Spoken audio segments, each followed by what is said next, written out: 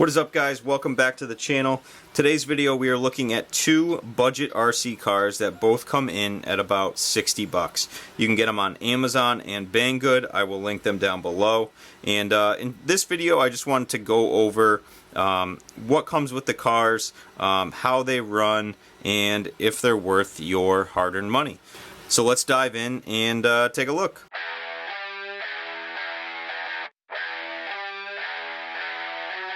So first things first, these are both 1/18 scale RC cars. They both come completely ready to run with batteries, charger, remote, everything that you need to run this car right out of the box. On this side we have a WLToys 184011. I know, as well as you guys know, that WLToys has been coming out with a lot of cars this year, and this one looks like it takes the same platform as the A959, I believe it is, the 18th scale, but this one is obviously much cheaper. So we're going to figure out why this car is so much cheaper than the highly rated 959. So we will take these cars outside after we take a look at them and run them around a little bit. It is raining outside, so we'll definitely see if they're waterproof. So getting into the 184011 from WLToys, this is, like I said, 18th scale. As you can see inside, it's got a smaller motor than the 959. We have a 5-wire servo up front. It's a smaller micro servo, it looks like. We have our ESC receiver combo, as well as a 2S Lipo. We will run this on 3S as well, maybe to liven it up a little bit if 2S is underwhelming. But as you can see, basic layout from WLToys, a lot of plastic, no adjustability in the camber and toe in, toe out on the front. Looks like we have some plastic shocks here. They are not oil filled, friction shocks only. Shock towers are plastic. Drive shafts, front and rear, are plastic. And even the drive shaft that goes through the center of this car is plastic. Everything on the bottom, plastic again. Our arms, everything like that. There is actually no metal on this car besides basically the hinge pins. Do a little drop test here. You can see those friction shocks are super bouncy. The front seems a lot more stiff than the rear. I don't know how that's gonna help this thing handle or not, but we'll definitely check that out as well. So we'll go ahead and take off one of these tires here. It is held on by a screw, so you will need to unscrew that. There's no nuts on there. This looks like it's maybe a 5 or 6 millimeter hex pattern on there, and ironically enough, I just took this off, there are no bearings inside. So it just comes with this little washer, as you can see there, and no bearings, just straight plastic. So that's definitely something that they cheaped out on with this car. Definitely why the price is so low on it. Going with the remote, this is a typical WLToys remote. I must have 30 of these lying around. I like these remotes. They are nice and tiny. You can one-hand drive them really easily. You have your throttle dual rate and your steering trim and on-off switch. You will need to provide your own AA batteries, but again, just your basic WLToys setup there. So unfortunately, both of these cars suffer from one of my biggest pet peeves from budget cars, and that is the battery connector. This one came with a proprietary connector, and I had to cut that off and solder on a Dean's connector. I think it's much easier to find batteries that'll fit with that Dean's connector instead of the proprietary one. So moving on to budget car number 2. This is the Motivator Heliway K RC car. Again, you can buy this off of Amazon. It's 1/18 scale brushed, and the model number is 1811. So again, 18 scale, a lot of plastic. Body is kind of cool. It looks like a little X-Max monster truck sort of thing. We got plastic bumpers up front and in the rear. Tires are not foam filled. We do have little nuts on the tire here. We'll take those off and see what the hex pattern is. But a cool little car. It's kind of got that graffiti look to it. Battery tray is underneath. We'll take a look at that. You can move the body posts up and down to raise and lower the body, but again, a ton of plastic on here. Everything is protected, which is kind of good if you're going to run this on dirt or maybe even a little water. It'll keep some of that stuff out. We have a 3-wire servo, although it is not the normal 3-wire pin connector. It is one of those JST style connectors there that goes into the ESC receiver combo, which I'm assuming is over here underneath this plastic. We have our motor in here with kind of this vent style up top, brushed motor. Again, the battery tray is underneath, so it does come with a screw in the battery tray. I took that out because I think it's really annoying to have to unscrew that every time you want to put a battery in and out, but we'll take this off, and you will see that we have 7.4 volt, 1200 milliamp hour. I think this is a lithium ion battery, and it does come with 2. So it is nice that this comes with 2. It also comes with the USB charger for it. But again, it's got that proprietary style connector, which I don't really recommend RC car companies doing, because it really limits you to buying these batteries, and it makes it really hard to charge them quick. There's no balance lead on here. What we could eventually end up doing is cutting this off and putting a different style connector on there. I don't think we're going to do that for this, just because I don't want to spend too much time on these little cars, but just wanted to show you guys that. Front and rear drive shafts are all plastic again on this car. Shocks are friction shocks here. There's no oil in any of those. Everything is plastic. The center drive shaft, though, that goes down the middle, looks to be metal. I can see it in there. The differentials almost feel like they're locked. I don't want to pull on them too much and break something, but they do have a weird sound to them. I'm not sure what that noise is, but we'll see how it runs. Something that I really like about this car that I haven't seen in even some hobby grade cars is that it comes with a nice hobby grade style tool here. So this comes with 2 different little head attachments. This is the Phillips style head. It also comes with a little hex adapter here, so we can take off one of the wheels with that. This is really nice. I'm going to put this in my toolbox just to use it on my other cars. So let's take off one of these tires. And again, it looks like we have a weird sized hex here. This is a 6.69 millimeter hex. There is a little washer on here, although this one does look like there are some metal ball bearings in there, which is great.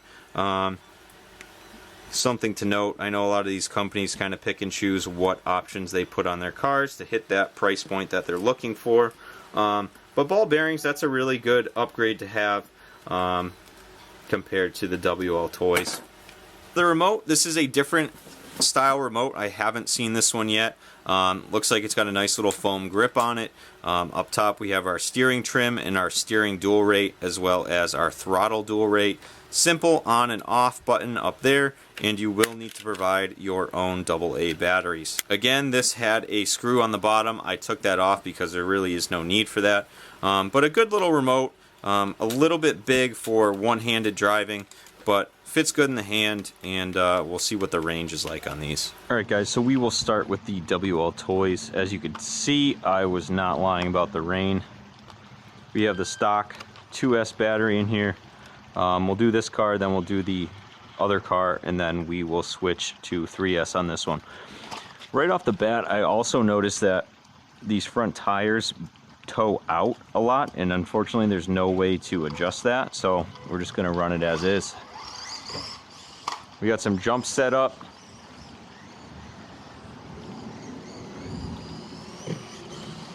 I guess it jumps all right. I don't want to go that way too much. I don't want to show off the new car just yet. Oop. Handling the water okay. Guess we'll see how long it lasts. There is a little delay on the trigger, which I'm noticing. And then another thing is there is no, the turning radius on this is awful. This is all the way turned. and that's as much steering as we can get. So just some key takeaways there. That's full speed. Show you this delay. Kind of has to spool up a little bit. Jump's okay though. This is more of a, I don't know, indoor car maybe. Little carpet racer. I wouldn't expect too much out of this car. For this price, I would go with a more of a Haiboxing. We'll really get this thing wet. Looks like it handles the grass all right. There's some muddy area over here. Not really picking up the dirt too much. Full speed. Oop, missed the jump there. The turning really kind of sticks.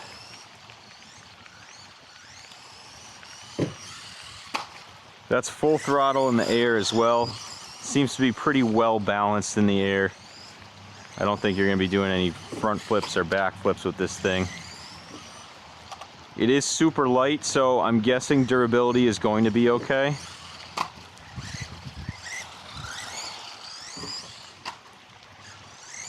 But yeah, that steering radius is not great. The throttle response is a little slow, for my liking at least. I don't know. For this price range, I would steer clear of this thing. WLToys has been putting out a lot of models this year. Unfortunately, this is one of their misses.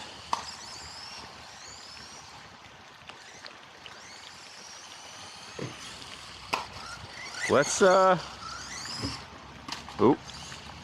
Yeah, that throttle, when you let off of it, it takes like a half a second to kick in, so you really got to time your jumps right.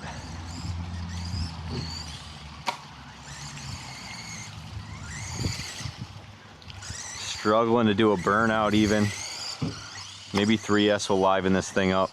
Let's take out the other car and then we'll turn this one to 3S. So all this footage you're seeing outside right now is on the Insta360 Go2. I will link down below where you can check one of these things out. I absolutely love them. The stabilization is unmatched, I think, for this little camera. I have it on my hat cam. So this is the second car. Oh. And just like I was saying before, I don't like the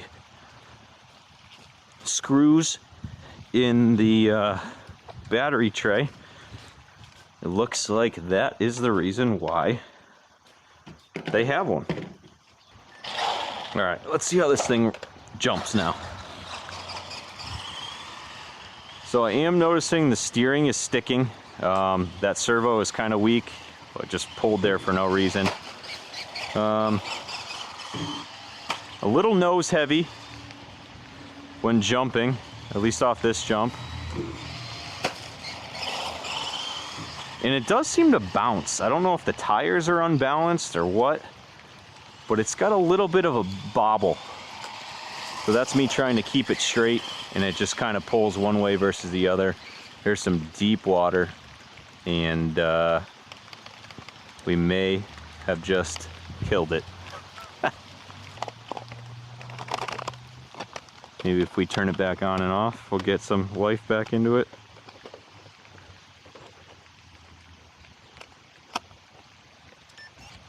Ooh, we're back. All right, maybe we should stay clear of the water. This one as well does okay on the grass. 1/18 scale isn't really meant for grass. Running around in the dirt, through the water again. Oh, stayed alive that time. Yeah, the steering servo is super weak. Jumps all right though. This one is well, has a little bit of a delay. Nope. Maybe not as much as the WLToys, but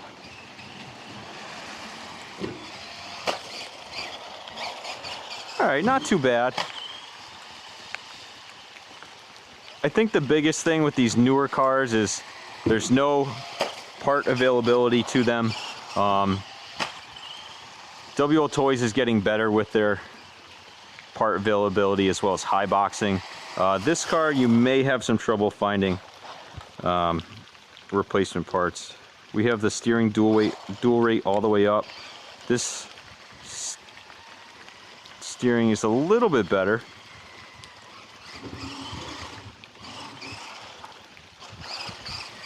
Again, 60 bucks. Might be good for indoor use. I'm not sure about outdoors. I can have fun with pretty much any car, but if you're looking for something with a little more speed, a little more hobby grade, I might steer clear of this one.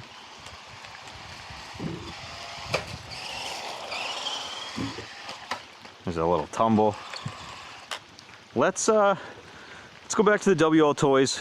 We'll put the 3S battery in it and see if that livens it up a bit.